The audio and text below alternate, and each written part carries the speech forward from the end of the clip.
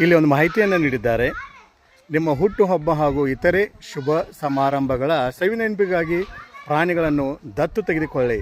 Adapt animals, enjoy you visit. Okay, ಇಲ್ಲಿ ನೋಡ್ರಿ, ನಾವು ಪ್ರಾಣಿಗಳನ್ನು ದತ್ತುಗಳನ್ನಾಗಿ ತೆಗೆದುಕೊಂಡ್ರೆ ಪ್ರಾಣಿಗಳನ್ನು ಸಂರಕ್ಷಣೆ ಮಾಡಿದಂತಾಗುತ್ತದೆ. ನಾವು ಯಾವಾಗಲೂ ಪ್ರಾಣಿ ಪ್ರಿಯಕರಾಗಿರಬೇಕು. ನೋಡಿ, ಇಲ್ಲಿ ಈ ಚಿಗುರುಗಳನ್ನು, ಪ್ರತಿಯೊಂದು ಸಂದೇಶಗಳನ್ನು ಇಲ್ಲಿ ಸವಿವರವಾಗಿ ನೀಡಿದ್ದಾರೆ. ಪ್ರಾಣಿಗಳನ್ನು ಯಾವಾಗಲೂ ನಾವು ಪ್ರೀತಿಸಬೇಕು, ಅವುಗಳನ್ನು ದ್ವೇಷಿಸಬಾರ್ದು.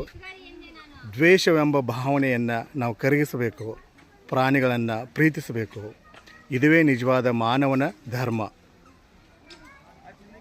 ಮಾನವನಾಗಿ ಹುಟ್ಟಿದ ಮೇಲೆ ಏನೇನು ಕಂಡೆ? ಪ್ರೀತಿಯನ್ನು ಕಂಡೆ, ಪ್ರಾಣಿಗಳನ್ನು ಪ್ರೀತಿಸುವುದು ಕಂಡೆ. ಇದು ನಾವು ನೆನಪಿಟ್ಕೊಳ್ಬೇಕು.